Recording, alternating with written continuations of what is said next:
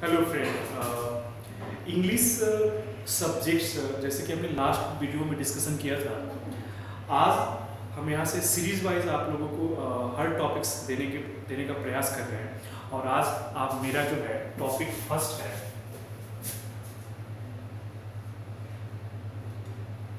Topic आज हम first में पढ़ेंगे सेंटेंस के बारे में।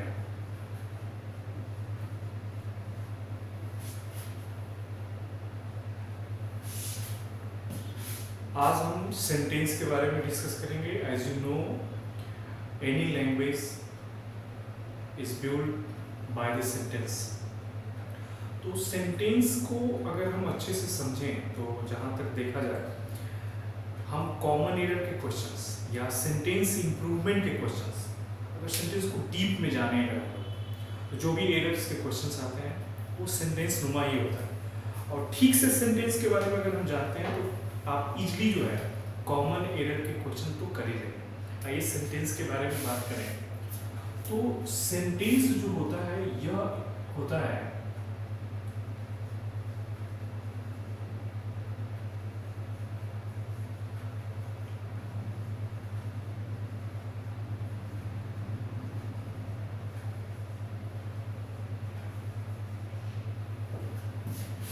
सेंटेंस होता है मीनिंगफुल कॉम्बिनेशन ऑफ वर्ड्स। जैसे मैं एग्जाम्पल एक लिखा यहाँ पे, राम बुक रीड्स।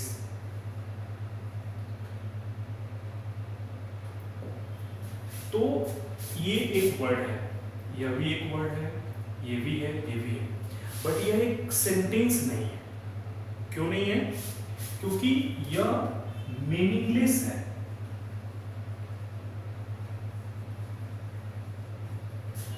और सेंटेंस क्या होता है? मीनिंगफुल कॉम्बिनेशन होगा। अगर इसका करेक्ट फॉर्म हम लोग चेंज बनाना शुरू करें तो we will say Ram reads book.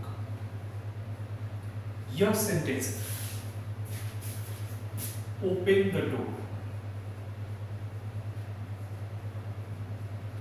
यह एक सेंटेंस है।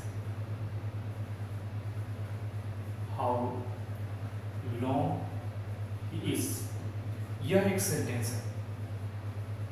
हाउ आर यू, यह एक सेंटेंस है।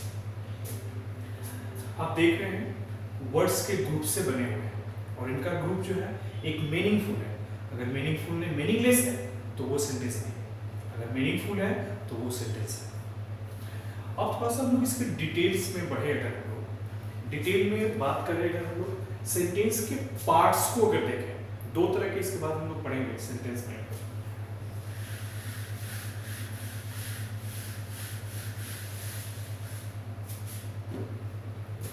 हम बात करें पार्ट्स ऑफ सेंटेंस। मेनली जो है सेंटेंस को दो भागों में बांटा गया है। एक होता है सब्जेक्ट और सेकंड होता है आपका predicate. One is subject and the second one is predicate. हम बारी बारी से एक एक पे डिस्कशन करेंगे। सबसे पहले बात करते हैं सब्जेक्ट्स की।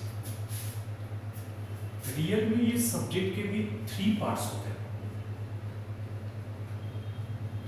पहला होता है, अगर बीच वाला जो होता है इसको हम लोग हेड वर्ड बोलते हैं। इसे हम नाउन भी बोलते हैं। और ठीक नाउन के पहले एक वर्ड होता है क्वालिफायर। इसके बाद यहां पे होता है एडजेक्टिवल फ्रेज।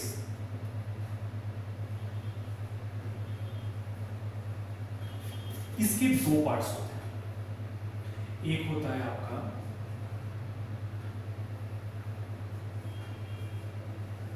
डिटरमाइन और दूसरा होता है आपका एडजेक्टिव। अगर आप सेंटेंस अरेंजमेंट का क्वेश्चन करते हैं जो जंबल वर्ड्स के आते हैं तो अगर आप ये वाला पार्ट जानते हो, if you know this, the parts of subjects qualifier, head word, adjective, adverb, तो you can also arrange this jumble words questions जो आपके सीडीएस में 20 नंबर के आते हैं। डिटरमाइन एडजेक्टिव्स, एक एग्जांपल आपको मैं बताता हूँ। जैसे कि एग्जांपल में मैंने लिखा है यहाँ पे, my little brother in the is a teacher. ये मैंने एक सेंटेंस लिखा। इस सेंटेंस में पहले पता करेंगे कि सब्जेक्ट कौन है। तो no doubt who is a teacher, my little brother in Delhi. तो ये पूरा पोर्शंस आपका सब्जेक्ट है और ये पोर्शन जो है आपका ऑब्जेक्ट है, सॉरी प्रेडिकेट। ये प्रेडिकेट है। एक शॉर्ट मेथड बता दूं, जो वर्ब होता है, अगर वर्ब से प्रेडिकेट शुरू होता है, किसी भी सेंटेंस में अगर कहीं पे वर्ब दिख रहा है तो वर्ब से उस साइड के जितने भी वर्ड हैं, जो पार्ट्स ऑफ वर्ड है, वो प्रेडिकेट कर रहे हैं। तो ये पूरा हमारा आपका क्या है, सब्जेक्ट है। अब इसमें कैसे पता करें कि कौन सा हेड वर्ड है, कौन सा क्वालिफायर है और कौन सा एडजेक्टिव फ्रेज है? तो सबसे पहले नाउन फाइंड आउट करो। तो you know very well known, ये इल्डर यहाँ पे क्या है, नाउन। तो ये आपका हेड वर्ड हो गया। अब इस हेड वर्ड के बाद ये जो दिख रहा है, इसे बोलते हैं हम लोग क्वालिफायर। क्वालिफायर में दिस इज कॉल्ड डिटरमाइन, और इस वाले पार्ट को बोलते हैं हम लोग एडजेक्टिव। देखिए, अब अगर आप जंबल वर्ड के क्वेश्चन कर रहे हैं तो अरेंज करते समय इस चीज को ध्यान में रखेंगे। पहले नाउन का पता करेंगे, नाउन के ठीक पहले क्वालिफायर आएगा। क्वालिफायर अगर दो एडजेक्टिव है तो याद रखना, एक डिटरमाइन होगा और एडजेक्टिव होगा। डिटरमाइन एडजेक्टिव के ठीक पहले आएगा और क्वालिफायर नाउन के ठीक पहले आता है। उसके बाद जो ये लास्ट वाला जो बचता है ना, जिसमें preposition plus noun verb, anyway, इसको बोलते हैं हम लोग एडजेक्टिवल फ्रेज। नेक्स्ट टॉपिक में हम लोग डिस्कस करेंगे इन सब के बारे में डिटेल, ठीक है। अब हम बात करते हैं प्रेडिकेट के बारे में। क्योंकि प्रेडिकेट बताने के लिए थोड़ा सा मुझे इसे मिटाना पड़ेगा।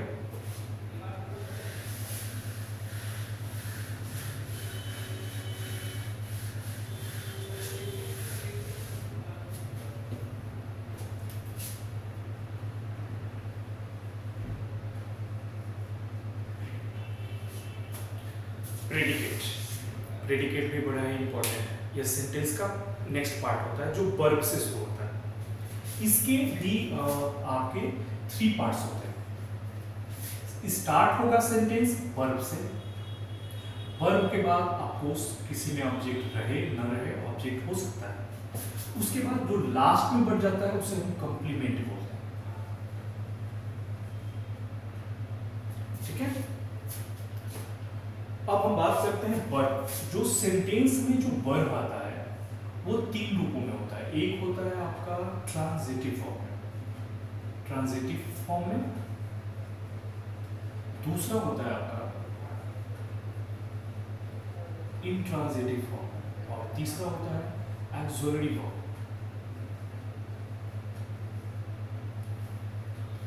ट्रांजिटिव फॉर्म क्या होता है? ऐसा वर्ब जो अपने साथ ऑब्जेक्ट लेके आता है। जैसे he read English, he reads English। तो यू कैन सी reads अपने साथ एक ऑब्जेक्ट लेके आया है, तो इसको हम लोग बोलते हैं ट्रांजिटिव वर्ब। दिस क्वेश्चंस में जैसे baby cries, there is no object after cries, so it is called intransitive verb।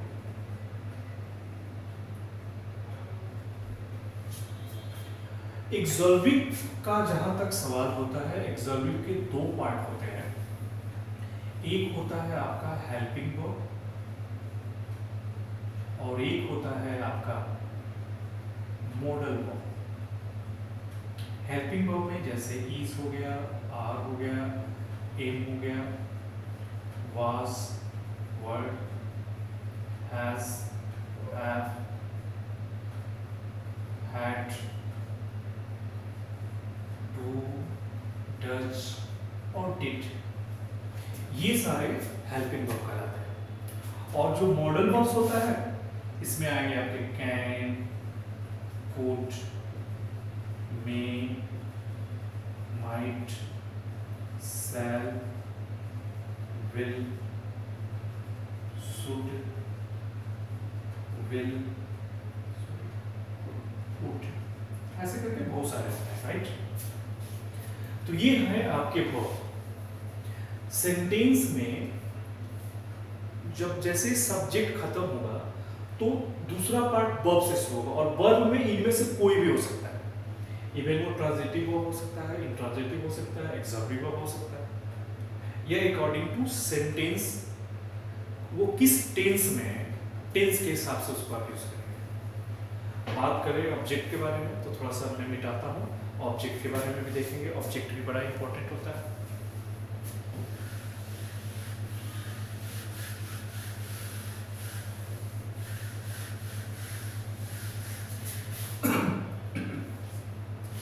ये जो ऑब्जेक्ट है, रियल में ऑब्जेक्ट होता क्या है? तो सब्जेक्ट जो काम करता है उसी को ऑब्जेक्ट बोलते हैं। जैसे मैं आपको बताऊं कि मैं पढ़ाता हूँ, क्या? अंग्रेजी। मैं इंग्लिश पढ़ाता हूँ, आई टीच इंग्लिश। तो व्हाट एक्शन आई डू, तो टीचिंग, तो दिस इज अ वर्ब। अब क्या पढ़ाता हूँ, वर्ब का कौन हेल्प कर रहा है? तो ऑब्जेक्ट कहलाता है जो वर्ब की हेल्प करता है। जैसे कि मैं इंग्लिश पढ़ाता हूँ तो आई टीच इंग्लिश में इंग्लिश जो हो गया वो आपका ऑब्जेक्ट हो गया। अब सेंटेंस में ऑब्जेक्ट भी कई तरह के आते हैं, ये भी दो तरह के आते हैं। एक होता है आपका डायरेक्ट ऑब्जेक्ट और तो सेकेंड वन होता है आपका इनडायरेक्ट ऑब्जेक्ट। एक हो गया डायरेक्ट ऑब्जेक्ट और दूसरा हो गया आपका इनडायरेक्ट ऑब्जेक्ट। तो डायरेक्ट ऑब्जेक्ट के बारे में अगर हम बात करें, अगर आपको शॉर्ट में बताऊं तो अगर आप व्हाट का क्वेश्चन करते हो और जो आंसर आता है वो डायरेक्ट ऑब्जेक्ट होता है, और अगर आप whom का क्वेश्चन करते हो तो जो आंसर आता है वो इनडायरेक्ट ऑब्जेक्ट कहलाता है। जैसे मैंने यहाँ पे एक एग्जांपल लिखा,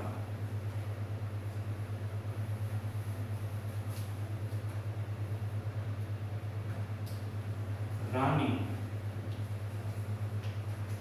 gave me a flower। रानी ने मुझे एक फूल दिया। बेसिकली मैं फोकस कर रहा हूँ कि दोनों लोगों को समझ में आए, जो स्टूडेंट इंग्लिश मीडियम में है और जो स्टूडेंट हिंदी मीडियम में है। तो दोनों लैंग्वेज में मैं बोल रहा हूँ, इसलिए आपके लिए यह बेनिफिशियल होगा। रानी गेव मी ए फ्लावर्स, तो you see this is verb, और दो ऑब्जेक्ट है, मी भी है और ए फ्लावर भी। तो क्वेश्चन करो, रानी गेव मी व्हाट, क्या दी?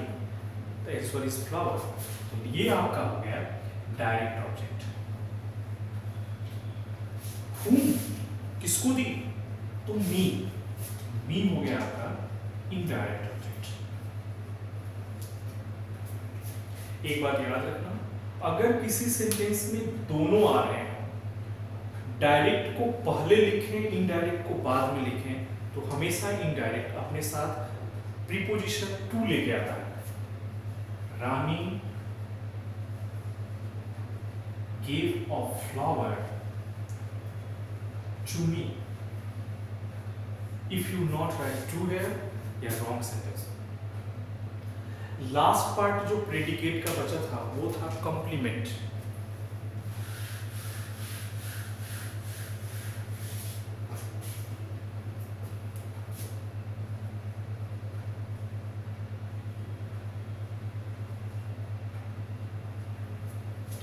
कॉम्प्लीमेंट में याद रखें, ये होल पार्ट्स ऑफ स्पीच इसमें आ जाता है।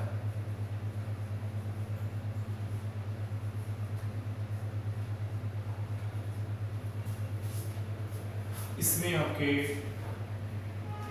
फ्रेजेस आ सकते हैं, क्लॉजेस आ सकते हैं, नाउन्स, नाउन, प्रोनाउन, एडजेक्टिव्स, ये टोटल पार्ट्स आ जाते हैं। ओके, तो आज हमने आपको बताया पार्ट्स ऑफ सब्जेक्ट सेंटेंस, फिर हमने उसके दोनों पार्ट के बारे में डिस्कस किया।